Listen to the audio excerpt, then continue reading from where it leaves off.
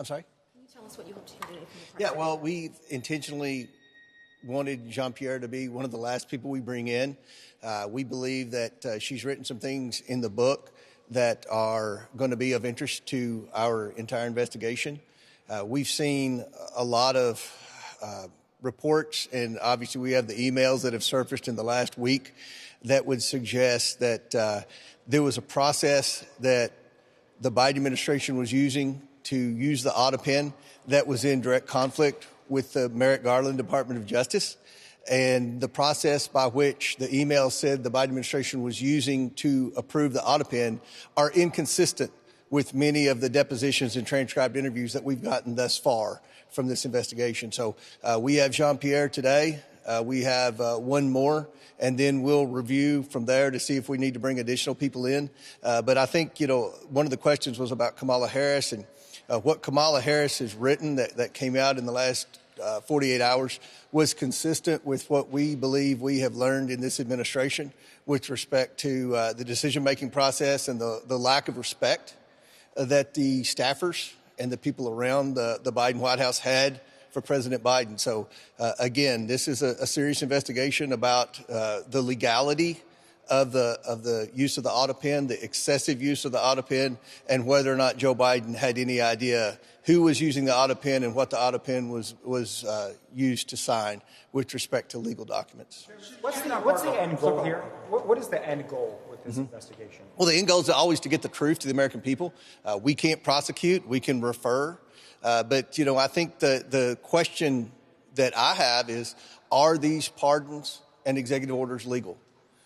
I don't think anyone's going to argue that the process that was used for these Autopens is the ideal process. And what we've seen with the emails that have surfaced in the last week, even the Merrick Garland Department of Justice was very concerned about how this administration was using the Autopen. When people in the Department of Justice email people who they believe was the ones making the decisions on the Autopen and ask the question via email from the Department of Justice, does the president even know who they just pardoned? I mean, that's very concerning. So we're going to try to get answers for the American people. Once these depositions wrap up, we'll release the transcripts like we always do. But I can again say there are inconsistencies with what people have testified to us in these depositions and what we are seeing from these emails as far as the process that the Biden administration used for the Autopen. So hopefully we'll have more information very soon, and thank you all for being here. The suspect has apparently been captured and ID'd. What is your response to that? And in general, is this a pivotal moment, a turning point perhaps? Well, I'm very happy for the local law enforcement. We had confidence in the local law enforcement. I was asked yesterday, would the oversight be involved in this in any form or fashion? I said no, because I have confidence in the local law enforcement. I have confidence in Kash Patel and the FBI.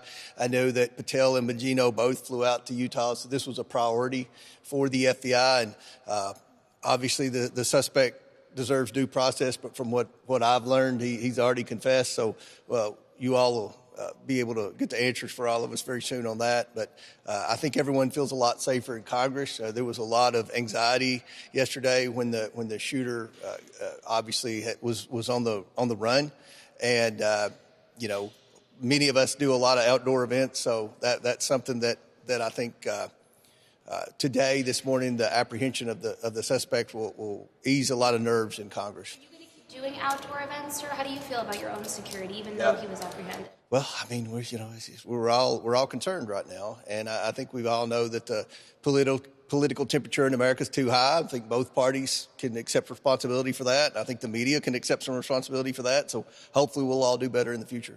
Do you expect to have public hearings once you wrap these transcribed interviews?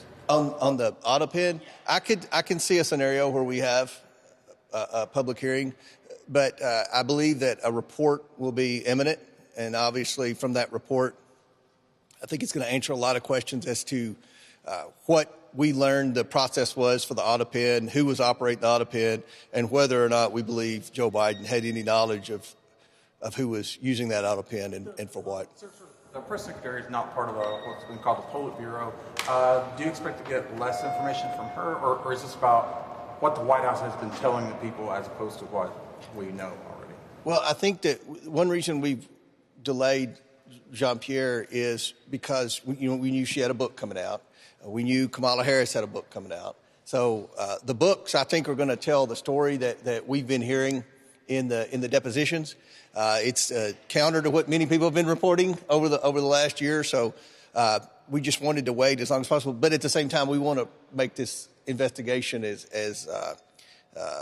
speedy as possible without leaving out any facts. I mean, it's tough to do a congressional investigation. I mean, these are never known for speed or efficiency, but we believe time is of the essence because what's at stake are all of the legal documents that were signed with the Autopen, especially in the last 9 months when, by all accounts, President Biden was checked out of office. And what you're seeing from Kamala yesterday, I thought was an admission of a huge lack of respect for Joe Biden when she says, well, I think we should have never let Joe make that decision, Joe and Jill make that decision. I mean, that's a pretty bold admission of lack of respect. And I think that's kind of a trend we're seeing with respect to the excessive use of the Autopen. So we'll have more hopefully very soon, but thank you all for being here.